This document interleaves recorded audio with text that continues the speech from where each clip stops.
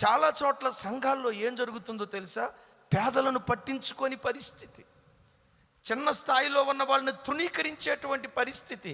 కొంతమంది పేదలను చూసి ఏమంటారు తెలుసా? లేబరోడ్ అండి. మా ప్రాంతంలో జరిగిన ఒక సన్నివేశం చెప్తా.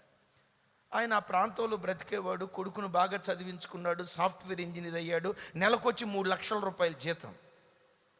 చిన్న వయసులో బాగా ఆశీర్వదించబడ్డాడు. మలేషియా టౌన్షిప్లో 3 కోట్లు పెట్టి 3 బెడ్రూమ్ ఫ్లాట్ కొన్నాడు.